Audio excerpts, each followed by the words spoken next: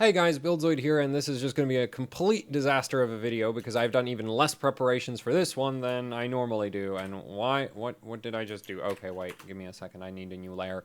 So, this right here is, you can probably see that this is not a happy little inductor. It seems to have puked out most of its guts in this direction, as well as onto its body right here.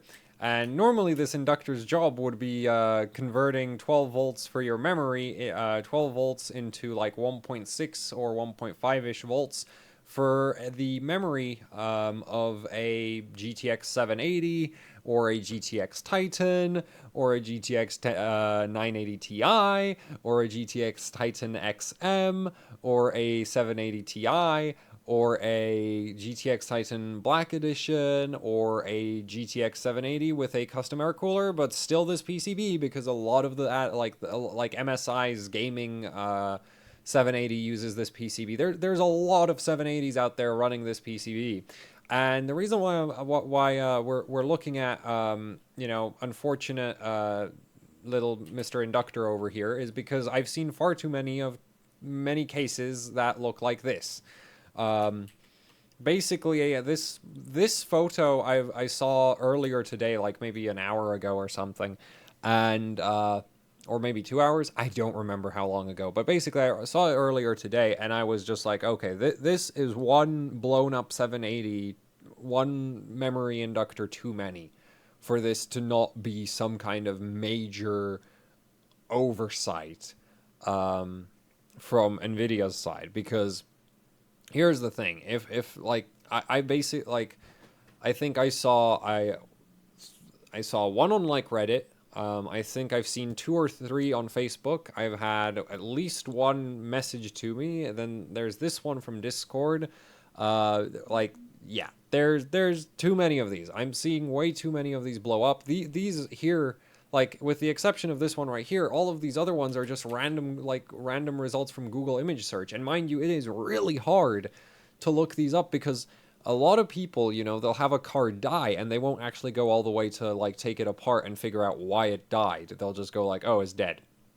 So yeah, this probably doesn't cover all of the dead 780s that have this issue, or all the dead Titans that have this issue, or 980 Ti's, because this right here, this is a 980 Ti PCB. That's not a 780 or so. Actually, this might be a 780 Ti PCB, but that's the same PCB Nvidia uses for a 980 Ti. This right here, I do believe is a Titan, if my memory, if I remember correctly where I pulled this image from. This I straight up don't know, but we can see that, well, this is either a Titan or it's a 780, because it does have that, it has the 6 power stages total for 6 inductors V-core, which is the same as here and the same as here. But this, the Titan X Maxwell and the 980 Ti and the 780 Ti all use 4 power stages for 3 inductors. And I think the power stages are mostly there for power balancing, not actually more power capability, though they will indirectly give you a bit more, thermal spread. But you can't use them to significantly boost the power capabilities of the VRM unless you intentionally load up the phases with the extra power stages more than the other phases, which I mean you could do, but then you start again running into the whole issue. Well, that inductor has to handle more current than all the other ones, and if they're all the same, that means that well, as long as the inductors are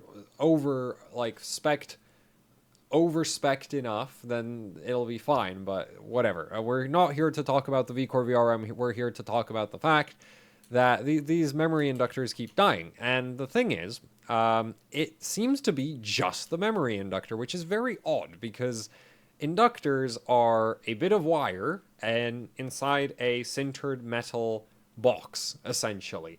There's other types, obviously. You can get all kinds of different shapes and sizes.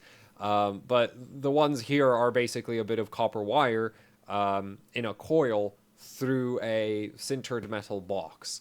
And, well, the thing about these is that basically, as long as the wire is thick enough, they shouldn't fail. So I'm guessing Nvidia just bought ones with not thick enough wire, but that's like really, really like in my opinion, that is pretty concerning, um, because inductors are rather cheap, as we'll see soon enough. But yeah, basically this one we can see inductors blown, like burnt out, but this MOSFET right here looks just fine. So, like, because here's what I'd normally expect to happen for the inductor to die. You have your MOSFET, right? And you have 12 volts on one side of the MOSFET, and then you close your high side, which I don't know. Well, basically, you start pushing 12 volts into the inductor, and your high side MOSFET fails closed, and you start pushing 12 volts straight through the inductor, at which point your current consumption is going to go through the roof because the resistance on the other side of that inductor is nothing. And that very large amount of current is going to blow out the inductor, but that would also destroy the MOSFET in the process. It would go through both of them, and it would blow them both up. But the MOSFETs are fine. It's just the inductor that, at least in this case, got torn to pieces, and the MOSFET looks more or less fine.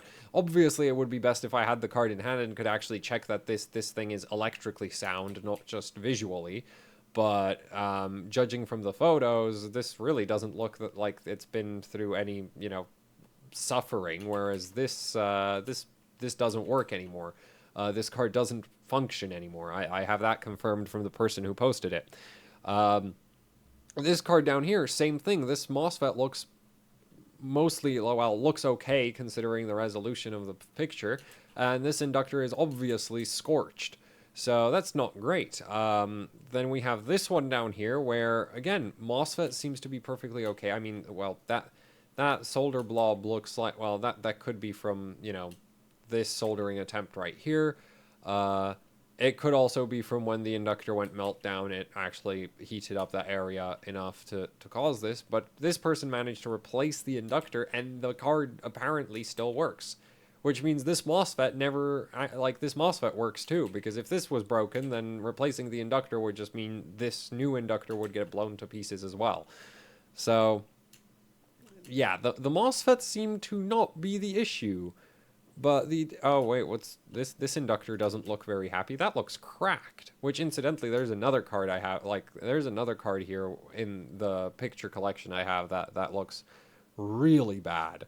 So let's keep moving. Yeah, here's the really bad one. Oh, and then we have this one here. This one is, I think, a 980 Ti, and you can see that this inductor just got, this thing's basically, this thing started basically boiling away, like, it's going. It's done with life. Now, this MOSFET seems to be bulging a bit, but I'm not sure if that's artifacting from the photo or if that's actually the MOSFET bulging. So, not sure what's up with that. This still doesn't look like the usual bits of MOSFET all over everywhere.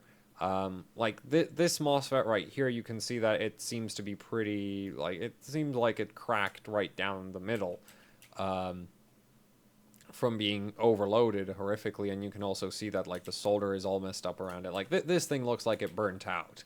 And this inductor did too.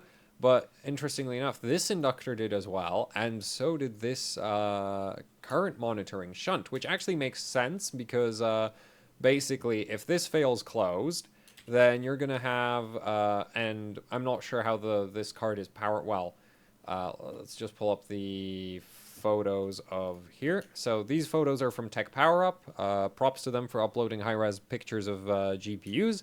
But basically, you have your 3 current monitoring shunts up here, and you can see that there's nothing on the PCIe slot itself. So basically, yeah, this shunt and this inductor are PCIe.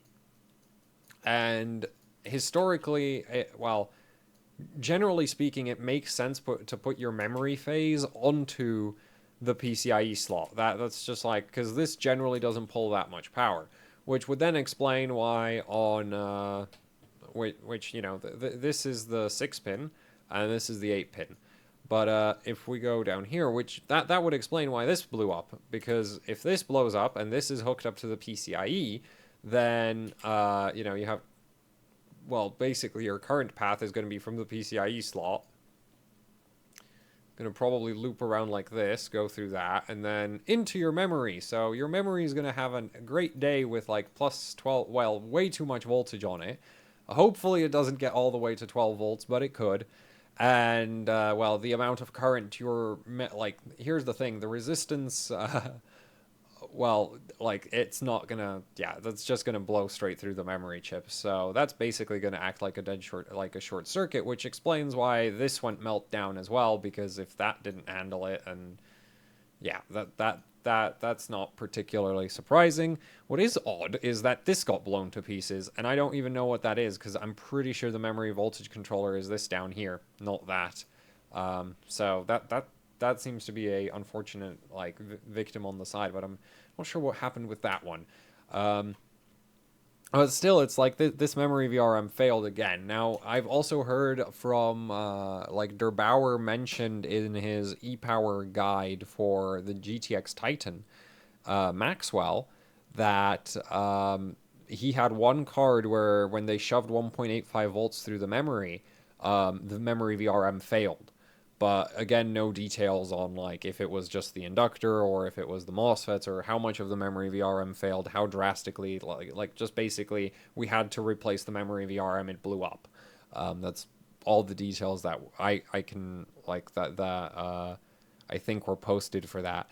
And basically, at the time I figured, okay, well that they were overvolting the memory quite a lot, and it doesn't seem to happen that often on cards, but I'm seeing like way too many of these PCBs based on, loosely based on the same design with what looks to be almost exactly the same inductors blowing up over and over and over again. And so, yeah, it's just like, it's kind of interesting. And so I started thinking, okay, so this doesn't really, well, okay, this right here, this looks like it might have been a oversaturation situation where the inductor got saturated, started acting as just literally a piece of wire instead of just a piece of wire in the sintered metal. When a inductor saturates, it basically means you can't shove more energy into the magnetic field, so it stops opposing changes in current. When that happens, normally what you have with an inductor, which isn't saturated, right? You'll have plus 12 volts on this side, and you'll have plus 1.6 or whatever output voltage you have it configured for. But if this saturates, it's just going to go boom, plus 12 volts is now here. And, well, it just acts like a short circuit and everything gets destroyed. Which I think is what happened here, because that tore the high side MOSFET to pieces and this got blown up.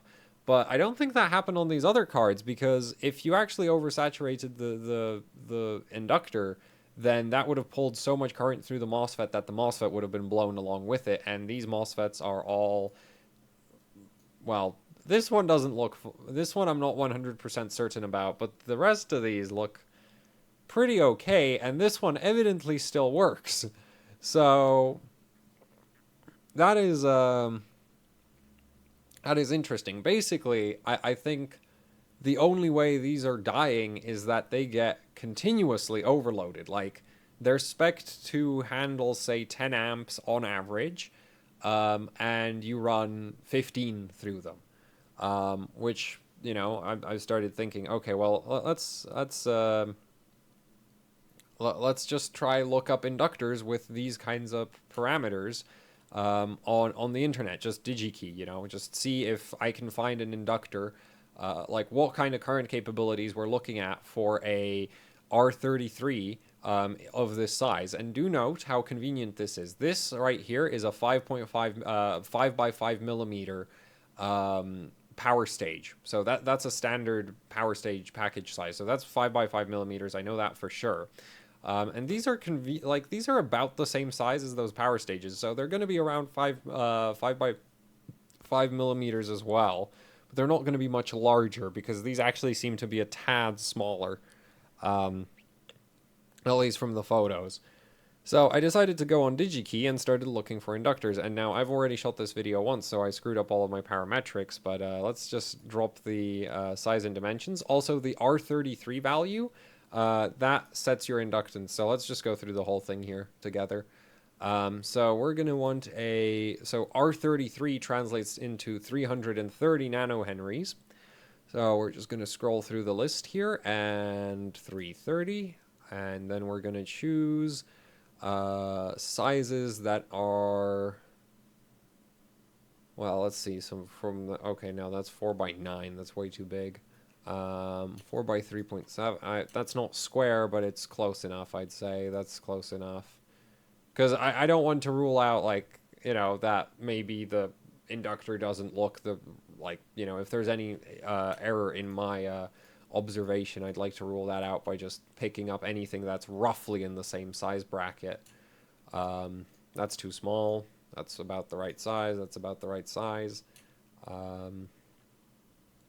These are too big because they're too long right there. That could work. Could work, could work, could work. That's too big. And these. And that. And the rest of the, well, that could also be viable. That. I think I'm picking up too many. Okay, now that definitely won't work. These would. Nope, that's too small. 4 by 4.8, 4.8, 5 by 4.7, 4.9. We have a 5 by 5 and a 5 by 4.8, 5 by 5, 5. Nope, that's too big. 5.1 and there. I kind of feel like okay, let's just go with these, and let's go with let's go with the highest continuous current rating, right? So we picked up like a bunch of stuff that's between like 4 by 4 millimeters to 5 by like 5.2 by 5.2 millimeters. Yeah, this is not looking good, is it? That's 11.8 amps. That's 10 and a half. That's 10. That's 10. That's 10. That's 9.6. The saturation currents are honestly also not great. I mean, these are good. These are 18 amps. This is 12. This is 16. So these I wouldn't be like you still couldn't push a lot of current through them on average. Like, I'm not sure exactly how much power the GDDR5 on a 780 or a 780 Ti or a 980 Ti or a Titan X or a Titan X Maxwell or the original Titan pulls, but the memory chips themselves, from what I've seen online, they should be around 30 watts, right? So let's just give I'd honestly be inclined to believe that they pull more than that, but let's just give Nvidia the benefit of the doubt that it's 30. And then let's divide it by a higher than normal voltage, because again, benefit of the trying to avoid looking like I'm manipulating the numbers, to intentionally make Nvidia look bad. So we have 30, divide that by 1.6. Normally, I'd expect the Titans to run 1.55 memory volts output. But yeah, let's just do 1.6. So that's 18.75 amps across 2 phases, and that's average current. So we need an inductor that handles 9.4 amps on average. This is not looking good, as far as I'm concerned. Like, in the size that the inductors on these cards seem to be, you're looking at best 12 amps like average current throughput before they start like melting down on you. And the reason is because, look, they have relatively high direct current resistance, and that, high direct current resistance translates into heat. So if you push a lot of current through these, they're going to produce a lot of heat, and they're going to go melt down on you.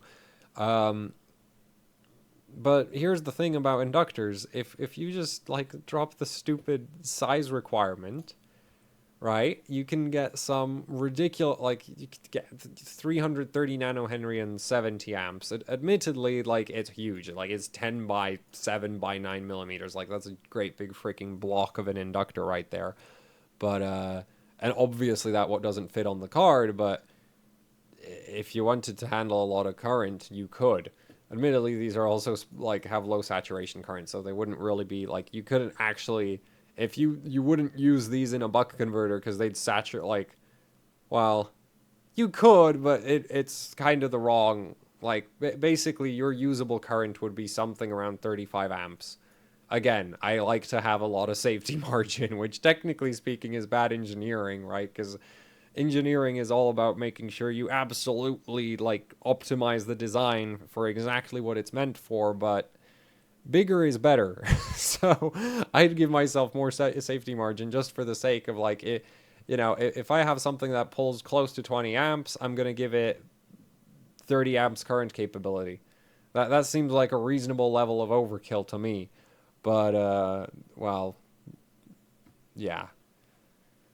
Still, if we were limited to say a something like yeah, let's just grab a bunch of these 6 by something millimeter packages. Um, oh look, we can have a 6.6 by 6.4, 3 millimeters tall, 25 amps continuous current. Like that has more continuous current like that has more current capability than probably both of these combined. That is that's just yeah, that's not that the thing is and they're not going to even be like this is a 25 amp and it's zero point 0.8. This one's 0.6. This one's 14 amps and 0.28. So, yeah, I think Nvidia just I don't really know what they were thinking. Here, like here on this card, at least it looks like it is very, like it is targeted for that 5.5 by 5 millimeter inductor. But if you look at this thing, right, like okay, well that's not going to get undone anytime soon. Like look at this, they have a footprint on here, spec'd for an inductor that's probably 6 by 6 millimeters. Like I have a sneaking suspicion that they probably went like, oh yeah, we might maybe need a bigger inductor because these smaller ones will maybe do this, and we'd like to avoid doing this. And then they were like, ah, screw it, we have so many of these and they're so cheap that we're going to run these anyway. And, well, burnt, replaced, burnt, blown to freaking pieces. Well, this one's basically liquefied, but like it just like they're inductors. These things are like cheap relative to MOSFETs at least. Well, kinda. Okay, actually they kind of cost the same as one MOSFET, but you have two MOSFETs in your freaking phase, so it's just and like it ultimately you might say okay so relative to the MOSFETs it's like the price difference but like compared to each other I don't think they're saving more than like a couple tens of cents per inductor. Now obviously if they buy a couple 100,000 of them or a million of them that does add up, but Nvidia is making record profits. I don't really think buying inductors that can handle the amount of current that the GDDR5 on their GPUs pulls would put them out of business anytime soon. Okay, it's just these inductors, as far as I can tell, are probably just completely underspecced, and it makes zero bloody sense to me. At least here it looks like they'd have to redesign the whole freaking like redesign a good chunk of the PCB to get bigger ones to fit. But this is freaking like what? What? Why? Like you have the space to use a better part, and then you go and you use the worst part because costs. Of course, always costs. Drive down manufacturing costs. Screw quality. Yeah. This is just like I'd hate like there's a good chance I'm wrong because obviously I've never had one of these cards in hand, so I've not like been able to test for sure. Like I've not had like ideally I'd like to get my hands on one of these cards which had one of the inductors blow up because well, A, I might be able to revive the card. I think this should be relatively easy to repair based on the fact that, well, if this can repair it, then I can repair it too. Uh, I can do a better job than that, that's for sure. Um, and yeah, it's like, and the other thing is, if I got one of these cards with the blown inductor, I could check if like the MOSFETs are still electrically sound. They probably are, based off of the fact that like this worked, and they physically, all of these physically look fine. It's just this one and this one that look like that. Like, here's the thing: I think that the 980 Ti does technically run, and the 780 Ti and 980 Ti, I think actually run run more power into their GDDR5, so those might have actually hit saturation current and then blown up everything behind them. But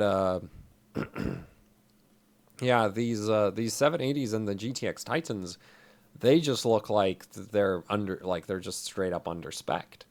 So yeah, and that would be a really easy test to do, honestly, because you could just desolder one of these inductors and then put an artificial load on one end of it and shove 10 amps through the whole thing.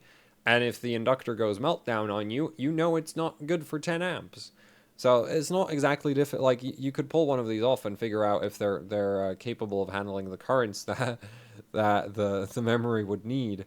And incidentally, DC current actually would put less strain on these inductors, because normally they're well, you have the AC current going through them, and that actually causes heating due to the actual magnetic field and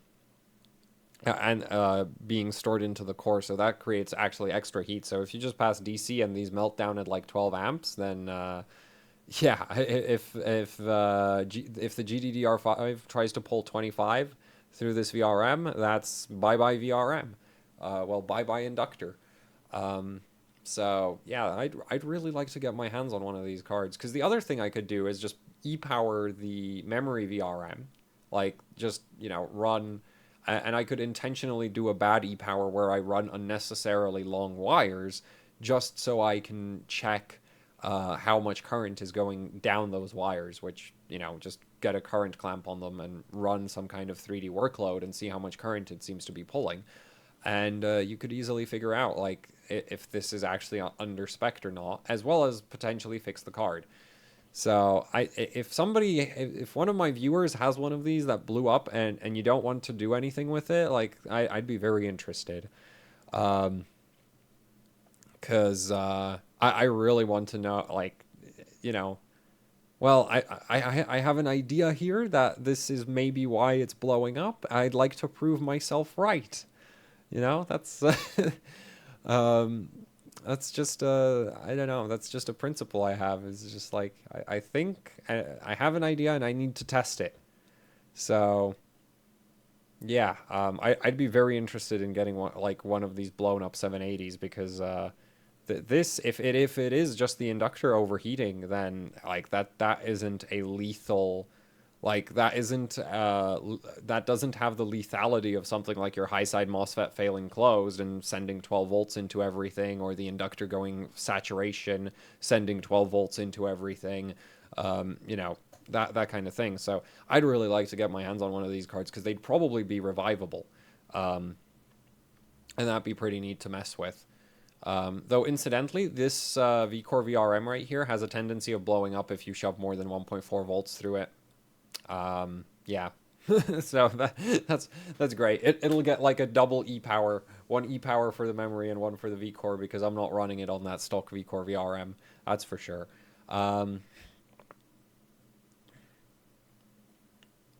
So yeah, anyway, that's my theory on why these 780s and like 780 Ti's and Titans are like failing.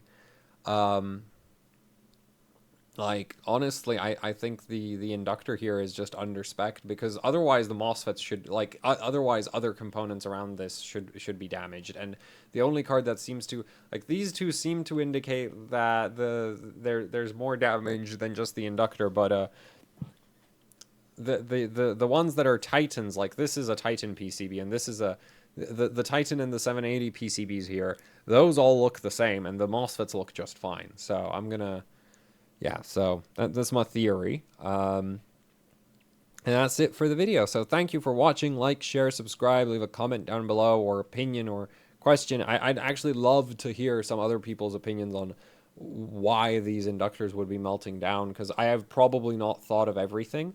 But as far as I'm concerned, like they're probably just being overloaded by like average current output.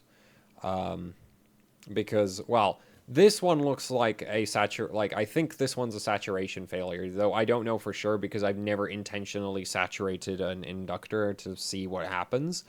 But I like, based on what I've read, like what electrically is supposed to happen, this looks a lot like what would happen if you ran 12 volts through a MOSFET straight into your memory power, straight into your memory power plane. Like, it would blow up everything along the, like, everything that was on that 12-volt line, and offering any amount of resistance, it would get obliterated along with the memory chips.